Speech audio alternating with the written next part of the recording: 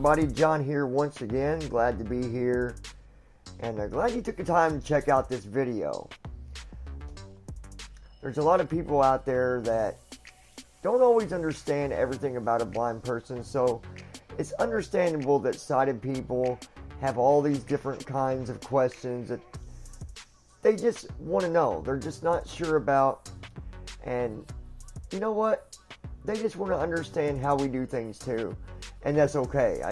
I find no reason for myself or any other blind person to be offended by a sighted person trying to understand how we do things. After all, wouldn't we be the same way if we approach, say, someone that also has a different type of disability and we're not sure how they do things? For example, what if we approach someone that can't hear? We have curiosities. How do they do things? How do they, get by with different things? Because we're not sure.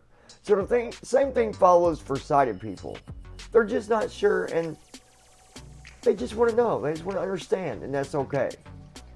So, how do blind people live alone? Well, to be honest, it's not as complicated as what you think. A lot of blind people get by the same way that you do. We cook just like you. We do our laundry just like you. If we got medicines, we take our medicines just like you. Now, in some situations, we might have special labeling on our pill bottles, maybe Braille, maybe even a little bit larger print. Sometimes we organize things a little bit differently so that when we go back to get something, we know exactly where it's at. I've been to people's house before that I know that are visually impaired, and everything is put in certain spots to keep things organized, to understand where everything is, right? So, for example, medicines. Let's say, like myself, I don't put Braille labels on my medicine, but I don't take a lot of different medicines, just your basic medicines, Tylenol, maybe NyQuil, simple stuff like that, and I put it in a place to where I know where it's at. Every time I go back, I know exactly where it is, and I also remember what the bottle is like to identify it. And if I have two bottles that are the same, I will take off a label, or maybe tear the corner of a label off so that I know, okay, this one is the Tylenol, this one is my vitamins. Now let's talk about laundry real quick. Laundry is the same way, just a little bit different than the way you do it. On the washer itself, some blind people will use raised dots that they put on the washer, so when we turn the controls on it, we know where to point the arrow to start our laundry. After all, doing laundry is really not that hard, is it? You put the arrow on where you usually do your laundry. If it's going to be a small load, then maybe you'll have a dot there, and then one on a large load, you have a dot there, and then on the other knob, you might have a couple dots, one for cool, one for hot. But that way we know where to point the arrow to be able to start the washer. Same thing for dryers. Now, myself, even though I have a little bit of sight, I still just do everything by memory. But I don't have raised dots on my washer, but I can feel the little line where the arrow is, and I've memorized exactly which way that line needs to be pointing on my washer to start my laundry. Now, when it comes to folding clothes, now come on, let's think about this a second. We all fold clothes a little bit different, but in general, we all do it the same. It doesn't take your eyes to be able to fold clothes. It doesn't take your eyes to be able to throw your clothes in the dryer. You don't really need your eyes to even put your clothes in the washer, or to hang them up on a hanger, or to put them in the dresser, right? All right, let's go ahead and move over to the kitchen. Let's talk food. Also, I want to remind you to go check out my Blind Mama's Messy Kitchen. because she can show you some really good examples on how blind people might cook. And to be honest, she honestly cooks pretty much like anybody else. Now, for myself, when I cook, I have had my times when I've burnt my finger on accident. But let's face it, don't sighted people accidentally burn themselves too? Of course they do. Now let's talk about cooking hamburger or cooking chicken or cooking a roast. What is it that sighted people and blind people would do exactly the same when it comes to cooking? Okay, number one, we look at what we're cooking. Is it a hamburger? Okay. How long does it take to fry a hamburger? All right.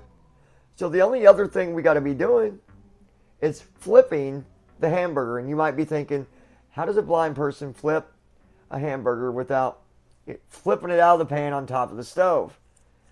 That's a good question. But in that case, we can go and buy different types of appliances, different things that we can use as a blind person to cook with. And a lot of us will go to Blind Mice Mart, where we can buy a lot of different cookware that has been designed for the blind. If you're curious about that, check out the link that I have below in the description. You can get an idea of all the different things that we order as a blind person. So go check that out. Now, flipping the hamburger, let me get back to it real quick. A double spatula. So it's kind of like tongs, right? But it's a spatula. So when you grab the hamburger, you know that it's secure. The spatula's under it and above it. Flip it, let go. There you go. Then, how long does it take to fry that burger? All right. Of course, one side might be a little bit cooked a little longer than the other side. Maybe a little crispy. That's all about just cooking and learning until you get it down good, right? Well, for the little ones' sakes, let's hope it doesn't take too long, because they might be getting tired of breaking off a tooth with them burnt burgers. Let's talk about chicken a little bit, or even a roast. It is all about time. How much does the roast weigh? Is it 4 pounds, 5 pounds? Same for chicken. How much are you cooking? And you look at how long does it take to bake a chicken in the oven? How long does it take to bake a 4-pound roast in the oven? So there you go. Simple. Put it in the pan, cover it up just like you would. See? After you think about it, it's really not much different than the way you do it. Of course, I understand. It's just sometimes decided don't think about it that way. They're just thinking that we have to be doing it a lot differently, or we just can't do it. We're not capable. Not true. Hit the buzzer. Sorry, I'm missing my sound effects today. All right, so what about mail? What do we do about mail when we get mail if we live by ourselves? That falls back on wonderful, wonderful technology. In my case, I have an app on my iPhone that I can use to read my mail. It will read what's on the outside of the mail. I open it up. Darn it. I knew I forgot to have them build this app to open my mail for me too. Well, maybe next time, right? Anyways, it will read my mail to me. I will scan it with my phone. Basically, it takes a picture and then it tells it I'm able to read my mail. There we go. Problem solved. Guys, we're only missing one thing when we live alone. We can't drive. But watch out. Google is working on a self-automated vehicle.